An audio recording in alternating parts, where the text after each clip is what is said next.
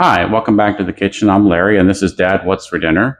Today, what we're doing is working on sourdough bread. I finally perfected my process to the point that I'm getting consistent results, and I thought I would go ahead and share those with you. So let's go ahead and get into it. Okay, so it is about 9 o'clock at night, and this is going to give me 12 hours of feeding time on the starter. And to do that, we're going to take an empty mason jar, and to that we're going to add, should be about 50 grams of active starter, which if I did everything right the last time I used this should be just about everything in the jar. 56, we'll call that good. And then to that, we are going to add 100 grams of approximately 96-degree water. It doesn't have to be perfect. You just don't want it to be too hot or too cold. You want it to be warm because that promotes the growth and gives you your starter. All right, there we go. Anyway, and here I have 100 grams I've already weighed out of flour. And we're just going to add that to the mason jar. And again, this is just feeding the starter. This isn't the levain. We'll be doing the levain tomorrow morning. But we'll give this 12 hours. Give everything here a good mixing. Get everything well incorporated. And I don't know how well the camera is going to pick it up from here, but that's about the consistency that you want. And that's pretty much it. We're just going to put the lid on it and let it grow until tomorrow. Okay, it has been 24 hours, or not 24, 12 hours. It's now 9 o'clock the next morning. And we're going to go ahead and make what's called the levain. And the levain is how we get, we take our starter and turn that in, begin the process of starting to turn that starter into bread. So we're going to take 25 grams of the starter that we made, that we fed last night.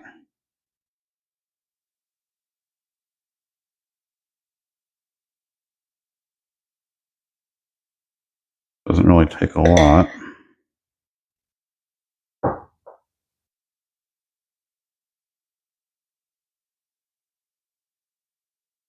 And to that, we're going to add 100 grams of 96-degree water. I've already measured that out. Stir that up.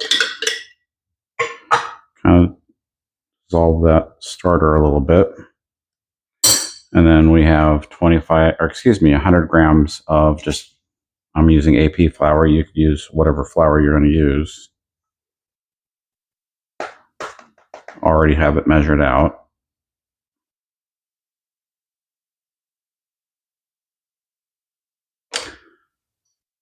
And give that a mix.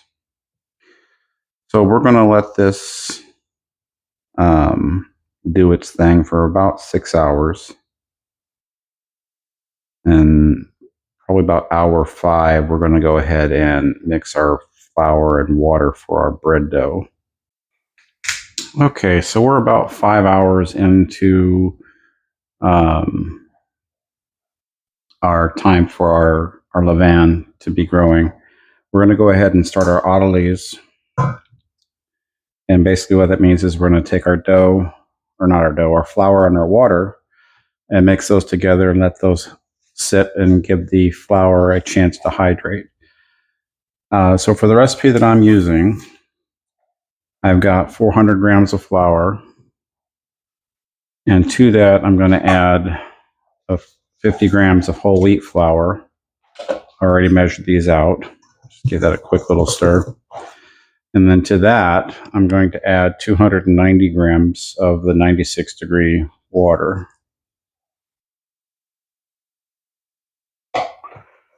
And we're just going to mix this. Going to make a shaggy dough. And the purpose of the autolyse is to make sure that the flour gets fully hydrated. So this is kind of where we want to be. All right. And I am going to cover this, and I'm going to put it in my oven with the light on so it can stay at a somewhat warmer temperature than room temperature. Okay, so it's been about an hour and a half, the autolyse, and we're going to go ahead and mix our ingredients together.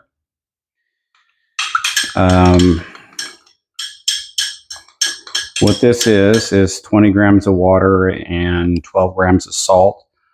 It's easier to incorporate the salt if it's kind of in a liquid solution.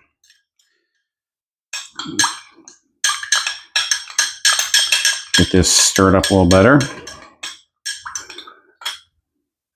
And then we're just going to put that all in with that.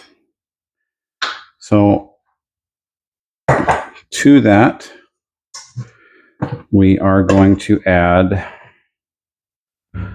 200 grams of our levain.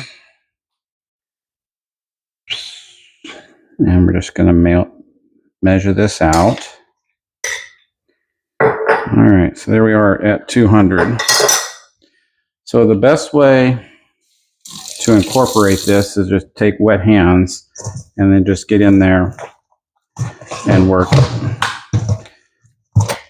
and just squeeze it.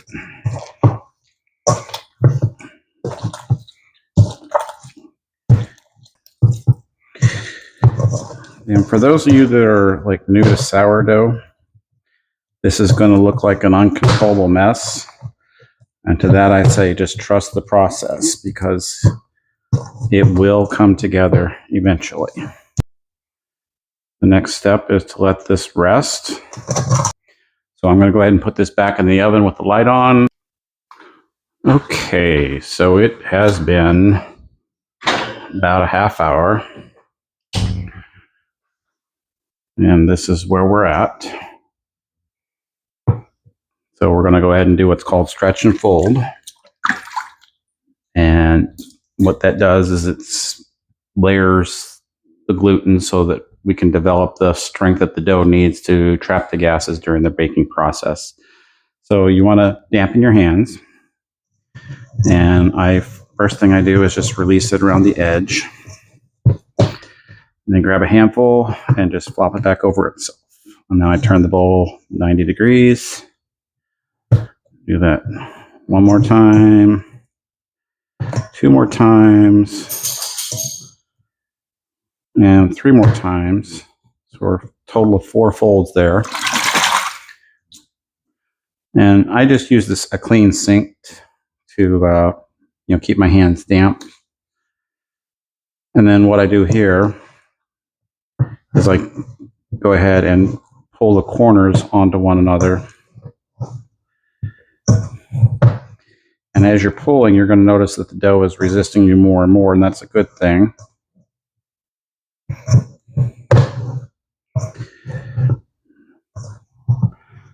And I think I kind of lost track, but I think that was about 8 times. But you just want to keep going until the dough is not letting you do it anymore. And then I'm going to flip it over. And there's probably a technical term for this, but what I'm doing is I pick it up, let it fold in half, flop it down, turn it, flop down, and this is doing the same thing, right? It's building that gluten. And if you remember, when we first put this into rest a half hour ago, this was a pretty gnarly mess. And if you look at the bowl of the dough now, you can see that it's getting pretty smooth. I'm going to do this, I don't know, I think I usually do it about 20 times total. So what's going to happen now is we're going to put this back in the oven with the light on for another half hour. And we're going to repeat this process another 3 times. So that will be a total of 4 times.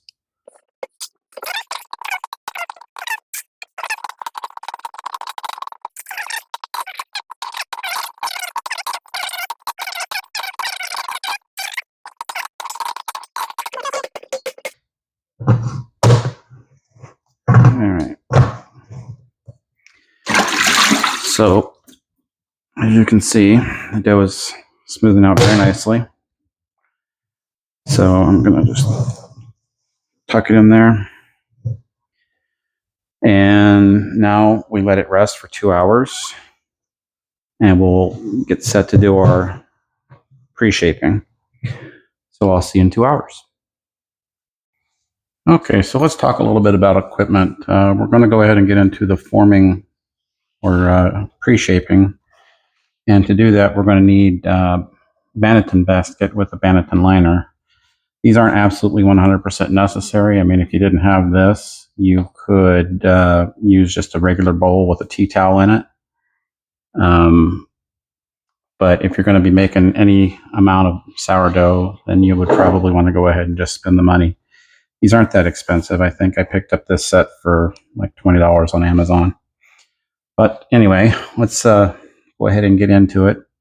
First thing we need to do is liberally coat this with flour. And you want to pretty much impregnate this canvas.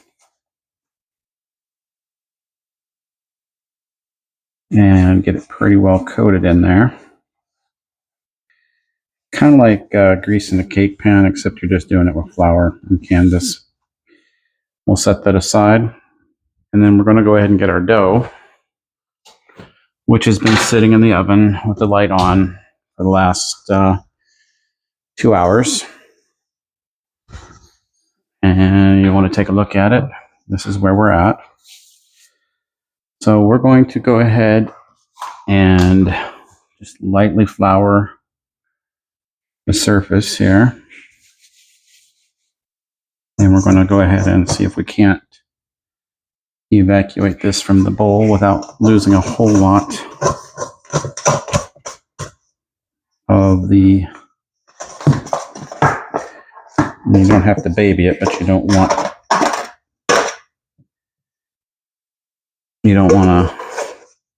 be real aggressive with it either. And we're going to go ahead and lightly flour around the table here. Stretch this out a little bit. And again, I'm not a professional baker. This is just the way that I've figured out how to do this, and it works for me. So I'm going to kind of book fold it that way. Fold it back over on itself.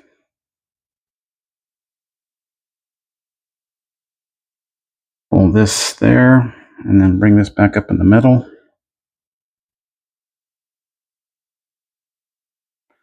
And we're going to go ahead and flip this over.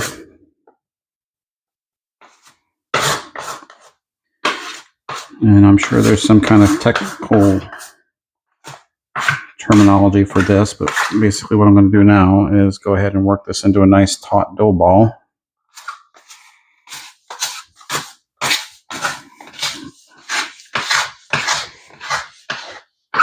And I'm just using my surface here to get that tension. I'm still being really gentle with the dough. I mean, you can, I don't know if the camera's picking it up. There's all kinds of yeast activity here, and we want to keep that. Once we got into a nice taut ball. So this is rice flour. And for those of you that don't know, rice flour is just rice that's ground up really fine. And that's exactly what I did. This is just rice that I ran through my food processor. Anyway, so I'm going to just lightly flour the back of this. And then we're going to scoop this up and put it in our basket. And then we're going to do what they call stitching, where we're trying to get some more tension in the dough. And we're just bringing all those corners back into the middle. And kind of like before, so the dough feels like it doesn't want to give anymore.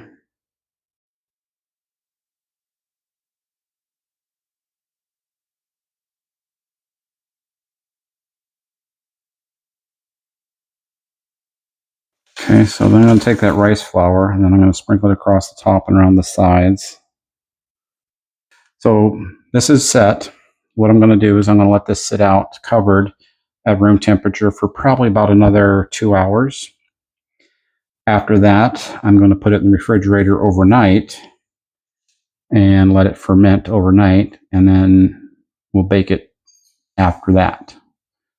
So the next time you see me, it will be tomorrow. All right, it's 9:30 the next day, and we're getting ready to bake off. We're going to go ahead and put this into the oven. This is empty, by the way. And we're going to preheat the oven to 500 degrees with the Dutch oven in there. All right, so the oven is preheated to 500. We're going to go ahead and take the Dutch oven out.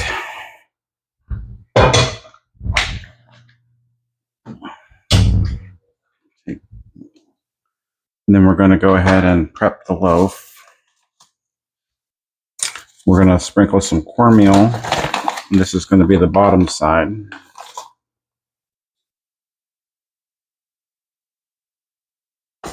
And you can use parchment paper cut out around. I've got this nifty little silicone thing that actually came with my bannetons, so it makes it easy. And we're just going to turn that out and pull that up gently. Get a good release there. And then we're going to score the loaf. I have a lame. You can do this with a sharp knife or a pair of scissors even. You want to get a pretty decent slice. And we're going to try to make it a little pretty here. What this does is gives all that pent up steam that's going to happen a place to go. So we'll take the lid off. Put the loaf in the Dutch oven. Put the lid back on. And we're going to put this in the oven.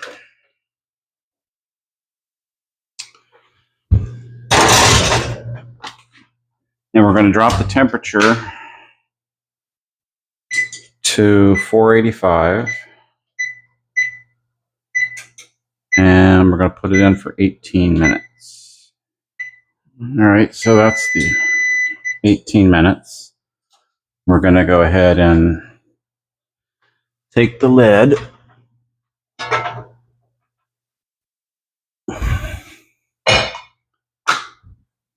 Let's see if we can zoom in a little bit. And then we're going to go ahead and drop the temperature a little bit more to 465. And we're going to do that for 25 minutes.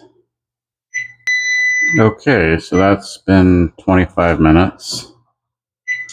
I'm going to go ahead and pull this out of the oven.